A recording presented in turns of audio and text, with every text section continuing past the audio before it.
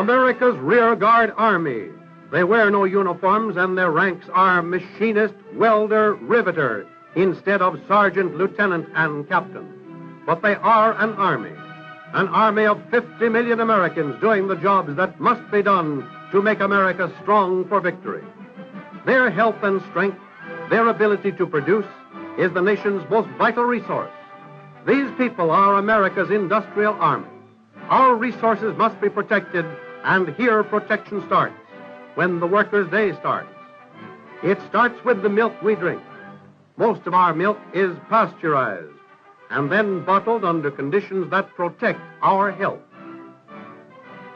The water that flows into most of our homes comes from carefully guarded sources to avoid pollution and is kept at high standards of purity.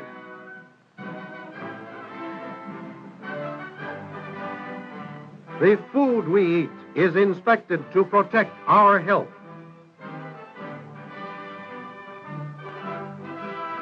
Sewage disposal in most of our cities is scientific and thorough to protect us against diseases that are a threat of unsanitary conditions. And in hundreds of towns and cities, new homes have been built under government sponsorship, homes that let in air and sunlight, homes that help protect our health. These and many other precautions are taken, yet when the working army of America goes to the factories and shipyards and mines, 1 million men and women are missing. Every day, 1 million workers are off the job because of sickness. It means that coal which is needed remains in the earth. Assembly lines are slowed down, machines untended. It means 400 million days a year junked. In these millions of days lost, 164,000 tanks could be built, a line of tanks that would present a solid front over 200 miles long. The reasons for some of this loss can be found in industry itself. There are the old reasons.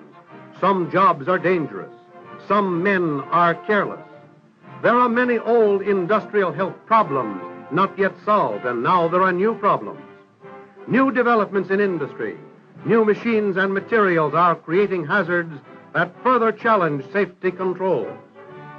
And war production has brought the speed and strain that spell danger.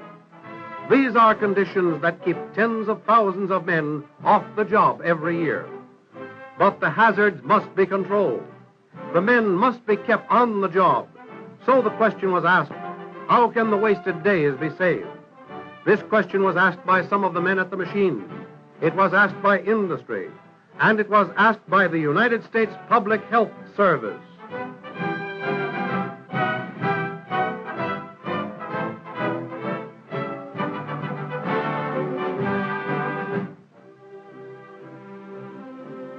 In the research section of the Public Health Service, scientists are searching for the answer. They are searching for it in their laboratories with experiment and study, with equipment and men geared to do the job. They search for the understandings of metal poisoning, for ways to fight dust hazards and fatigue. They study the science of ventilation and lighting. Every problem of workers' health is part of their work. And the men who work here go to other government agencies and to industry and help them meet their industrial health problems. Here is the Division of Industrial Hygiene at work on a research project, a study of the hazards of changing pressures which affect tunnel workers and, more important to defense, aviators. In this pressure chamber, the temperature and pressure of different altitudes can be reproduced.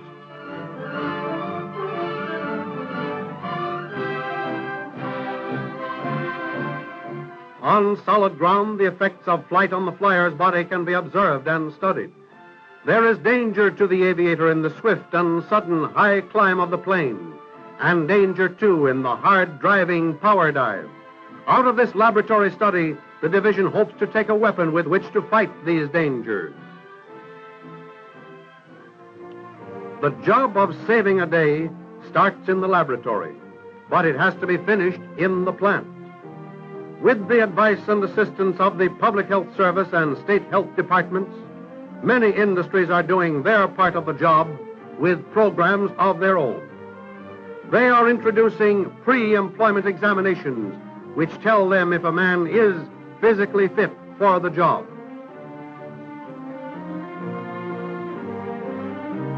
And with a regular checkup, they make sure that the men who are healthy stay healthy, and those who need treatment get it. Every one of these precautions help to save a day for the worker and his family, for industry, for the nation.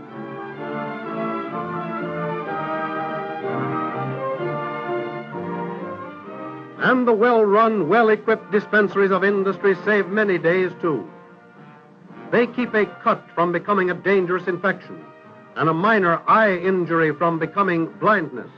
And equipment like the X-ray seen here helps diagnose the broken bone, the lung infection, and points the way to treatment. In studying the health needs of our industrial army, the Public Health Service works with other government agencies. For example, a call from the War Department comes through to Dr. Townsend, Chief of the Division of Industrial Hygiene, asking that an investigation be made of government-built and government-operated arsenals. Dr. Townsend and Sanitary Engineer Bloomfield discuss the problem. They decide to put a field unit on the job. The decision made, testing apparatus is carefully checked and then carefully loaded. They take instruments for measuring ventilation, instruments for determining dust concentrations, and for analyzing gases and vapors. It is not long from the time the call comes to Dr. Townsend to the time the doctor and engineer, the field unit crew, leave for the arsenal, ready to start their work, ready to track down the cause of a high accident rate, or a strange skin rash, or the feelings of dizziness that have suddenly attacked a group of workers. The health forces of the nation unite with the production forces to protect the health of the workers, to save a day wherever possible. And there are industrial hygiene units which render similar services to industry throughout the nation, units which are maintained by the state health departments in cooperation with the Public Health Service. The men of a unit search out hazards and find a way of removing them.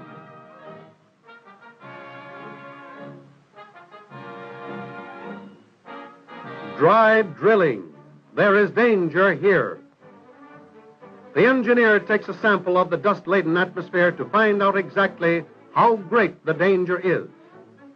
This is a type of dust that leaves scars on men's lungs, that may bring on tuberculosis, that sometimes takes men's lives. Then back in a hotel room only a few miles from the mine, the engineers set up their equipment and make their tests. These tests will determine the number of dust particles, their size, and their nature.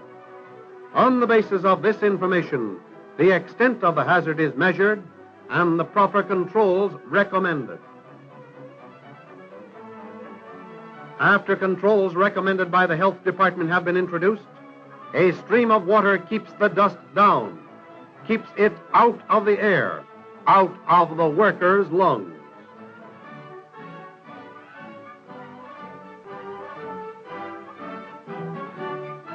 Bagging powdered mineral is another industrial operation in which dust is the danger. The engineer comes to the plant to check and analyze the hazard and make recommendations that will lead to its removal.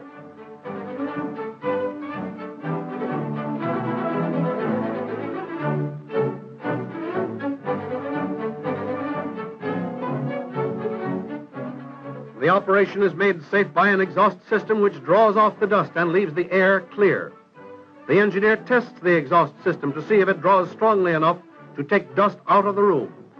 The powder that seeps out of a bag no longer fills the room like a cloud, but is sucked into the exhaust. But there are conditions that cause illness that are harder to find and harder to correct. And here, too, the industrial hygiene units do their work.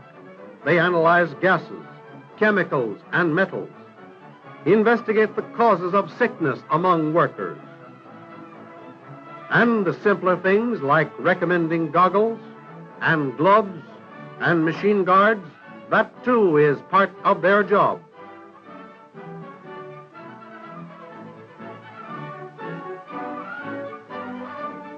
State health departments and the Public Health Service are determined not to let ill health become a bottleneck in this crisis. To fight this danger, they are expanding their work in industrial hygiene. Some state units are building trucks that will make it possible to take the laboratory and the clinic right into the field, to the gates of the factory, to the mouth of the mine. In these trucks, material can be tested, men x-rayed and examined thoroughly. Whatever the causes of ill health, all must fight to wipe them out. Federal and state officials, industry and workers. To industry, the Public Health Service says, follow the recommendations of the Industrial Hygiene Division of your State Department of Health.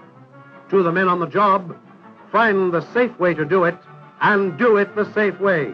That is the way to save a day. Save a day to keep them rolling.